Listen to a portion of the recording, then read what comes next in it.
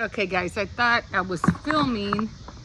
Evidently, I guess I wasn't, or maybe I shut you guys off when I put you on pause. So, anyway, this is the tea that I made. So, I might not be drinking hot tea, but I am drinking some lemon tea. I can really taste the lemon in here.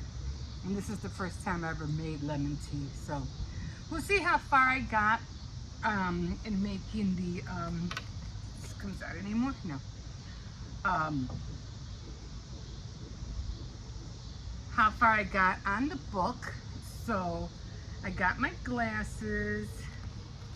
I know I'm so mad because I thought I had taken notes on the book and I completely forgot. Let me clean these glasses. I was supposed to go to the doctor today to go find out about, to get a referral to get some glasses. And unfortunately, I had the wrong date again. This is the second time I've done that. Like, I'm like, are you freaking kidding me? Okay. So there was two things that I want to talk to you about that I completely forgot to talk to you about last week. But let's get into the book. So the book that I'm reading, I forgot to bring my off spray too. I hope the bugs don't bother me. It's this one. It's called The High Tide Club. And this is what I've been reading. And it's all about this one elderly lady who in the past kind of like had these friends, and they were all, like in their 20s, except for one of them was a little bit more younger. I think she was like 17 or 18. But they all became buddies, and they all hung out together. And apparently in the beginning, somebody, they ended up driving down the road and they ended up finding a body. And then when they found the body, they decided to, because I like I said, I know that they knew who it was, even though before last week I wasn't sure. But yeah, they did know who it was. And they decided to bury the body, and instead of going to the authority and reporting it. So one of the girls apparently was raped by this individual, and his name was Russell Strickland. So, and it was just a whole thing about the eldest lady who was kind of like the whole master of putting the club together and everything. She has turned old. Everybody else, Ruth and Millie, already had died. So they're at the point where she's at the point where they want to take her island or her place, and they want to use her estate and make it into like a camping ground or something like that. And she doesn't want to sell it to the state. She wants to donate it or give whatever inheritance, and she wants to separate it among her friends. But apparently the friends that she had known, which in her younger days, have had, two of them passed away, and there's only two left, which was her and Verena, who was the youngest girl of all four. Now, she wasn't really part of them, so say, because in the 1940s, they still had that, a lot of black people being servants and stuff like that. So that's what she was to Josephine's family. She was a servant girl. But they, they kind of like included her because I guess they, they liked it or were fond of her. So they included her in their club. But since all these two women, as everything, time went by, and they separated, and everybody went their own way, and now that they were trying to take the place away from Josephine, her name is Josephine Warwick. She's like, no, it's just like her wanting to make peace with the girls. But now that the other two girls were gone, Verena was still around, and she's like, well, the ones who are gonna get it would probably be the next of kin. So for the next of kin would be Verena's niece, and then Millie, who was one that was raped and attacked by Russell, it would be left to her her her granddaughter, but her mom is still alive. Uh, Millie's daughter was still alive, but Brooke, who is the attorney, she is taking over the case, and she wants to, what do you call it, try the case, but then she can't because she's too close to the family member of the person who wants to deal with this whole estate, or condemnation, if they call it. So it's a battle between not wanting the state to take away her land. So we're at that point. And so the other one that's around is Lizzie, and Lizzie is also the granddaughter of Ruth. And then there's Josephine. Okay, so where I ended up stopping was on page. Now, I thought I had written it down, and I completely forgot. And I think I left off at going back to Oyster Bluff. They spotted up ahead on the middle of the road. Oh yeah, I was talking about the buzzards. They saw all these buzzards were picking at something. They noticed it was a person, and it was Russell Strickland. Yes, he was dead. All the questions came out. The girls were all ended up at Josephine's house because they were all, Brooke had, well, Josephine wanted to get to know the next of kin, so she brought everybody who was related to the other girls and told them that, it would be something. She wanted to make amends, and she wanted to give the inheritance, or to split up whatever she decides to sell, whatever she wanted to give it to them. So the ones that were left were the nieces and granddaughters. So so they all ended up. They all came out. One of them flew over from, I think, California, and then the other two were still around, which Oyster Bluff. I think Verena was the one that wanted to have Oyster Bluff. It was also, part of the estate. And then we had Ruth, and Lizzie is the daughter of Ruth, and she's the one that's, she's a freelance photographer, and, she's like more in for the money than anything. She doesn't really care, like, I don't care what's in it for me kind of a, feel, and is it worth her while to go all the way over there? So they did. They all came together. They all flew over. Then they ended up taking a ferry from the place they were at all the way to Josephine's house, which was a big, like, plantation, mansion, because back in those days, especially in those areas, Georgia and all those old towns, the plantations and the houses were like literally like huge mansions. As a matter of fact, during the I think it was 60s and 70s, they ended up turning these mansions into bed and breakfasts, and running a business from that, because they just couldn't keep up with the maintenance and everything else, because those houses were humongous. Okay, so that's where we're at right now. And I did write some stuff down. Okay, so Louette hovered over the doorway, anxiously observing her body language. You all need to go to bed now because it was getting late. They were eating, drinking, and they did find out about, trying to ask more questions. Y'all need to go to bed now, she warned, and she mopped up the spilled pot. I think somebody dropped wine or something. Josephine's lids fluttered, and she seemed to struggle to stay awake. No protest, raising her bony head. No, it's all right. She coughed, then recovered. I owe them this much. Go back onto the kitchen, Louette, and let me be. So she did end up, leaving. Josephine's finger found the brooch on the collar, and with trembling fingers, she managed to unfasten it. and hold it out to the flat of her palm for others to see. Millie had these made for Ruth and me.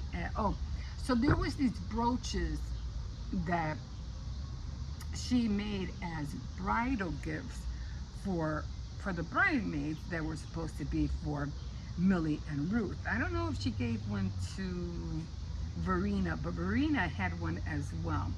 And apparently, I think Lizzie or Millie still had that brooch.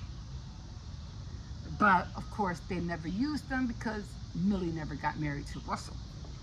Okay, so let me keep going here. I try to underline as much as I can.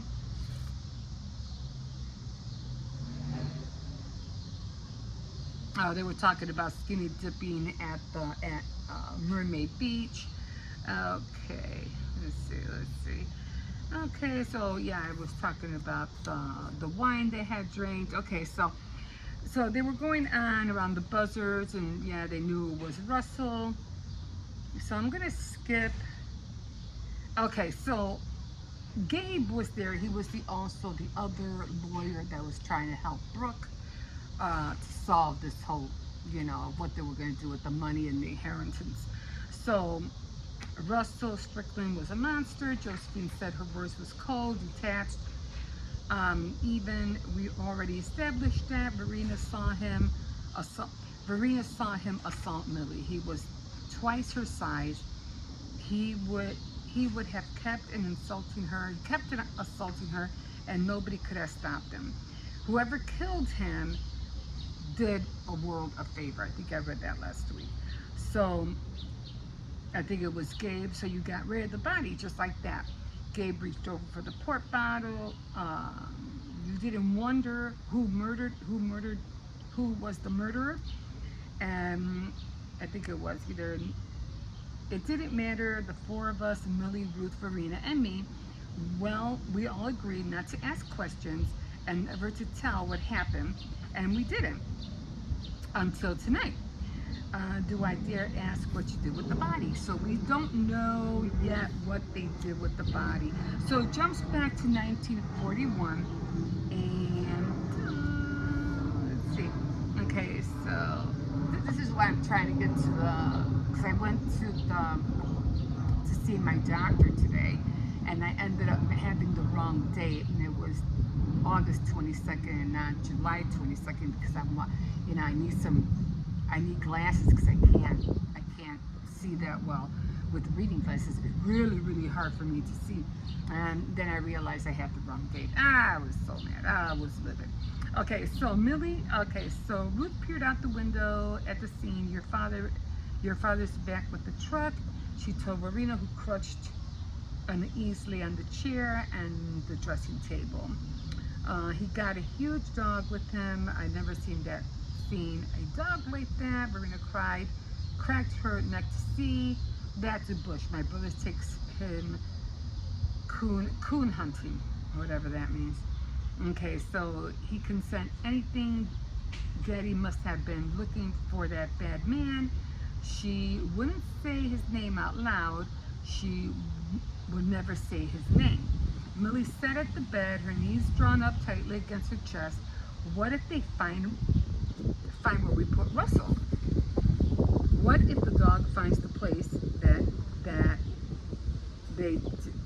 What if the dog finds that place and digs him up? Josephine stood up by the window now, looking down at the two men, because they were, I guess, looking down from a bedroom window or something. They won't go near Oyster Mound. It's a special Indian place for Geechees. Right, Verena? I guess Verena knew all about it. I think it was like where dead Indians don't scare me. Verena said, I don't believe in haints, whatever that means. Anyway, I'm not going to be afraid anymore. So the High Tide Club, they all agree, we're like the Three Musketeers plus one, which was Ruth, Millie, Josephine plus Verena. Okay, so she brought out the box. Here she opened the wrapping and brought out the three small black velvet boxes, which she passed around to each of the girls. they were to have been bridesmaids' gifts, and those were the little brooches that but of course they never wore them because the wedding never took place. And okay, so you're better than a bridesmaid, Millie said, hugging the younger girl. I think that was Verena. You went skinny dipping with us last night, didn't you? And helped us bury you know who this morning. Josephine pointed out. I say you've paid your initiation fee in full. Like, you're part of us now. So, again, maybe they're going off to the sheriff. I guess the men had left. They were digging around, looking around, see what they can find. Maybe they'll bring maybe dogs and men who aren't afraid of the dead Indians and hates. I gotta look up that word, find out what hates means. And they'll figure it out and we'll all be arrested. It won't matter, they won't find Russell. As long as we stick together, nobody will ever know what happened to him. Okay, so we're on chapter 33. Russell Strickland's parents were both killed in a car wreck when he was a boy, and he was raised by his grandparents. And so, okay, that's all we need to know there. So I guess he got away with a lot of things, but he became very prominent. His grandparents. His parents had money. His grandparents also had money. So he was kind of like, he wasn't in need of anything. He had everything he needed. Okay, so so Miss Brooke, and this is someone who's not at the bedroom door.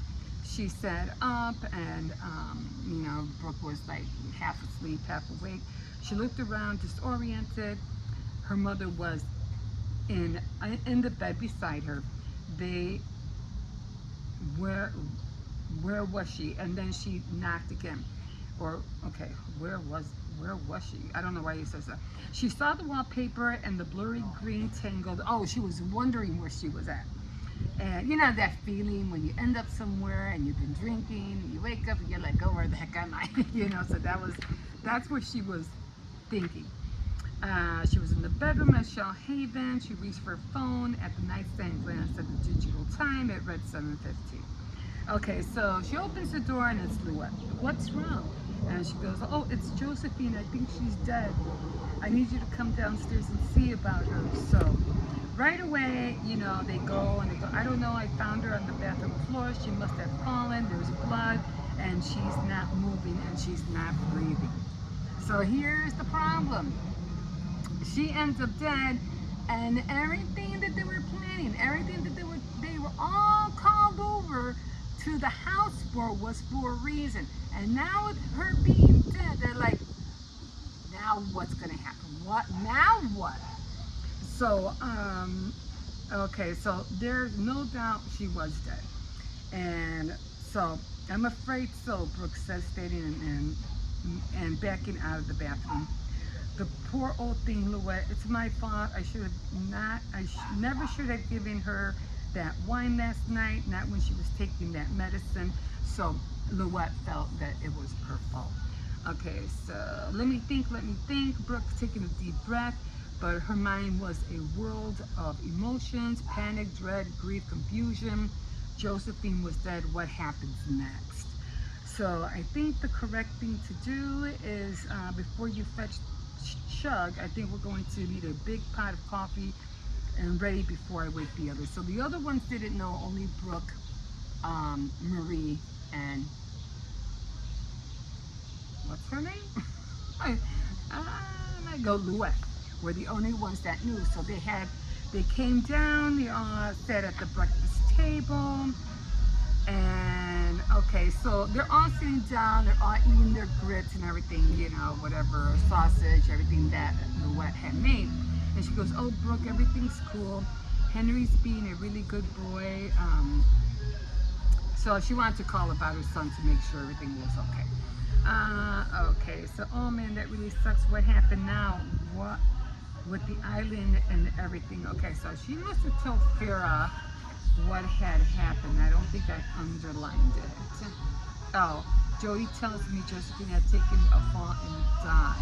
I don't know why I didn't write that down. Okay, or underline it.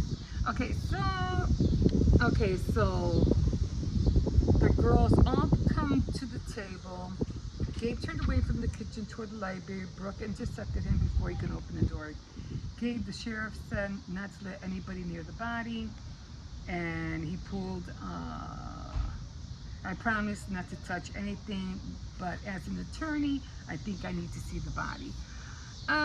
Okay, so finally we get to the point where they all come to the table. Okay, so Gabe helped himself from a coffee. They poured it more for his associates. This has been hell of a 24 hours, he said, draining half of the cup. What comes next, Brooke said. I mean, she's old, terminally ill. As far as we know, nobody would have a motive to want her dead, right? Not that I know of, Brooke said. What do you mean? She drew up a new will and executed it yesterday before I got here, right? And he sets the coffee table and the mug on the coffee table. Not quite. I did draw up the will. Josephine read and approved it, but we needed two witnesses, which he never got. He was going to get them the next day. Christ, he blurted at the table. That's going to be a hell of a mess, and totally my fault. So Brooke gestured towards her chin. This means we'll tell everybody, Verena, Felicia, Lizzie, Mom, of course, and Louette and Shug that they don't inherit. She stood and ruffling the cupboards, banging the warp doors, and whatever. And okay,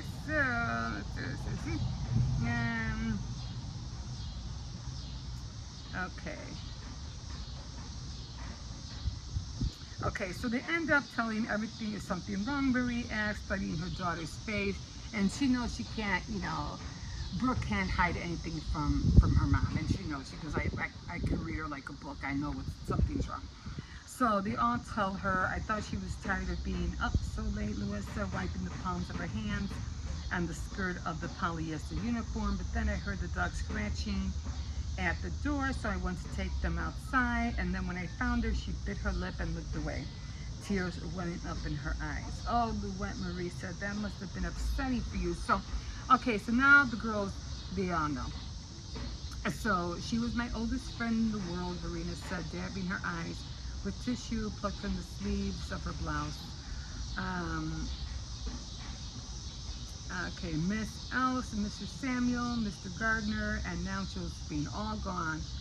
I can't believe it. Oh, you want to know who died today? Ozzy Osbourne. Well, he died yesterday. If you see, I don't know. You might see this tonight. Yeah, he died. He died today.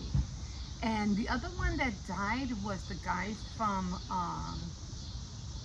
oh my God, the Bill Cosby Show.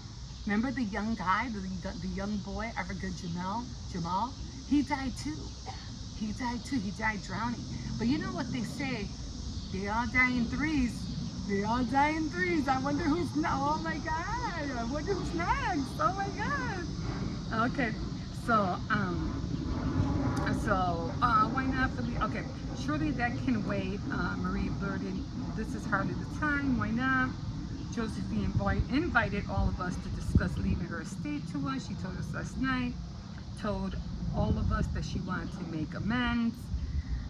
So what's next? So they want to know what's next too. Assuming everything is as it should be, Mr. Warwick will be taken to the funeral home. Okay, so we have a problem. What kind of problem? It's the will. Shoot, here we go. Well, she said the other word. What? Did she change her mind? No. Oh no. Unfortunately, for the will to be legally binding, it had to be signed by Warwick and in the presence of two witnesses. And that I regret to tell you, and so forth. So yes, Gabe, looking defeated. This is correct. For all the intents and purposes, Miss Warwick died intestate. That means like there's no getting way around it. They're not getting anything. So they're trying to shake their head like, well, it's not it's not that simple. For one thing, Miss Warwick left both Louette and CD the guests which means they are eligible to be witnesses, but more importantly, even if they hadn't been named as beneficiaries, such as, excuse me, action would constitute fraud. And as an officer of the court, I cannot and will not be a party of that. So he's like, no, we're not going to do that, because they want to do the wet and shug to be the two witnesses. In other words, kind of like try to find and hide it, some way. Those Underwood girls, oh, the cousins, Josephine did not like to them. They were cousins of Josephine. And if anybody would inherit anything, it would be them too. And it was Dorcas and Delphine. Okay, so I think that's where I left off. Yeah. So, and next time I'll try to write it down. I completely forgot. I thought I did, but I didn't. And at the end of this chapter, I can petition the county by name as administrator of the estate. Gabe conceded, if approved, I would be able to keep the staff on to maintain the house and grounds. That might buy us some time. Time to do what? Lucy asked, draining her cup. I don't know, Brooke admitted. Do some research, see if Josephine left an earlier will, anything that would keep her cousins ultimately, that anything earlier will, anything that would keep her cousins or ultimately the state from them taking over the island. It's a long shot, but I can tell you this: Josephine Bentendorf Warwick had been living in the house full time since the war was over. That's nearly 70 years. And judging from the paper she had sent me looking through the library, we are trying to track you and Verena down. She was a world-class pack rat. Can we do that legally? Felicia asked. Maybe. But Gabe sounded dubious, like, yeah, we could try, but I'm not really sure. So Josephine Warwick is dead. She died. And now they have to figure out how these girls are going to collect the inheritance. And, we'll find out what happens. But I'm finally getting to the meat of it, guys. I'm right here. So I got all this left to go. So we're finally getting to the meat of the book. Finally. I know it takes me a minute, guys. Okay. Oh. So I know with everything that's going on, and I usually talk about, try to stress less, because I know with all the news that has been going around with Sean Combs, and now with Epstein, and now with Trump, and all the issues that you're hearing all over the news, and it's like, oh my God, guys, it's like you can't, like I've been saying, you guys, you can't make this stuff up. You just can't make this stuff up. It's like us watching a movie, like seriously, like grab the popcorn. We can't wait to see how this ends. Let's just hope it's not at the American expense. Okay, but that's a kind of like to, take my mind off things and just believe that everything will solve itself and everything is under control. Okay, so the thing I do want to talk to you about last week, and I completely forgot, and that was about, because me, I like watching documentaries, especially on Sundays. I like watching about what happened in the Gildan times, the Roosevelt days, the Palmer mansion, all that stuff, the old libraries, all that. But I came across these two, and they were Daphne de Mure. She was a writer. She was a writer. So your daughter showing independence, constantly keeping notes and keeping diaries. She was the one that wrote The Birds, and I think Alfred Hitchcock was the one who ended up making the movie. I just seen the Alfred Hitchcock movie the other night, and at the end of the movie he goes, oh, and I have something new coming, and then a crow lands on his shoulder. But she was the one who, what do you call it, making the birds, who wrote the birds, and then Alfred Hitchcock was the one that made it into a movie. So your daughter's showing independence, constantly. She was a kind of girl who was always keeping notes and keeping diaries. That's what she liked to do all the time. Okay, so I should have wrote more about her. Maybe I'll try to dig up a little bit more information about her. Okay, so then there was Margaret Mitchell, and she was the one who wrote Gone with the Wind. She longed for her mother's affection. It was just funny because if you see in the movie, again, it was the same thing, just like I'm reading in the book. She was part of a plantation, and she had, of course, you know, servants who were black, and she didn't like how they were being treated. And then they tried to take her house, and then all the I forgot what you call those people who were fighting in the war. I forgot. I mean, I could see them, but I forgot.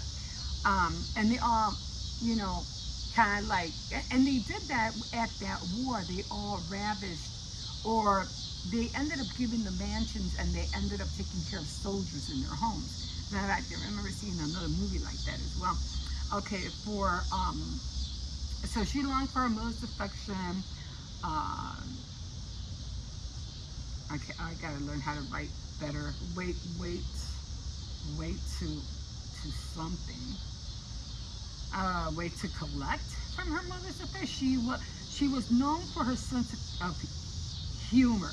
I guess she was funny. I mean, there were some things that she said, you know, like when she ended up running out of money, and she lost the house. Oh, well, she didn't lose the house, but she lost everything in it, and then she had to come up with some kind of gown, and she ended up making it out of curtains. Remember that?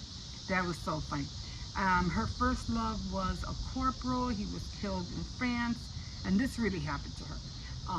And a woman ahead of her time became a flapper. I guess she was, you know, at that time where, you know, you're young, you want to do all the things, and I guess at that era, you know, the flapper time, the 1920 was all an uproar, and it was the in thing to do. So apparently later became depressed, and then she hid it. And the last chapter, so when it came to her writing, and this was sad because I didn't know this, I was like, what? So she would always start her novels like she would end the chapter how she saw it. So she would start the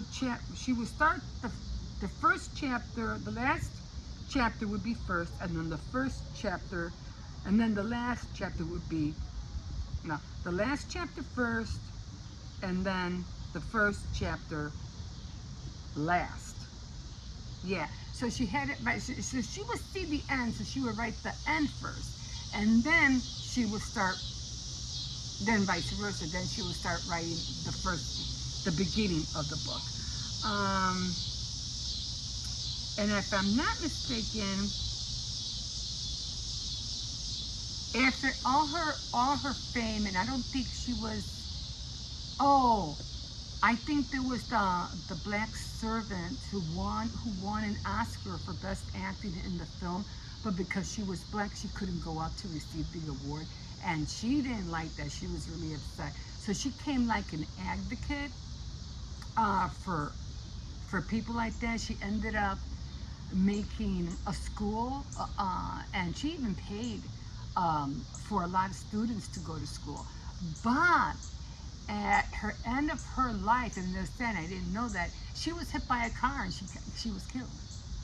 I was like, what? Really? Ah, I didn't know that. I did not know that. And that's how she died. She got hit by a car. I was like, wow, what a trip. Anyway, guys, I think I'm going to leave you guys here with this. Again, I'm sorry. I should have taken better notes, I know. And so I'll continue reading. I'll continue taking better notes. And I'm gonna have to put wrap these up somehow. And so I'm just going to start taking everything up. I have to go in. I have to start cooking something for later on to eat. And yeah, so the bugs are not biting my legs just yet, so I better go in before they really, really do start. Anyway, thank you for joining me for Tea Time Tuesday, and we will see you next Tuesday. Thanks for joining me. We'll see you in a bit.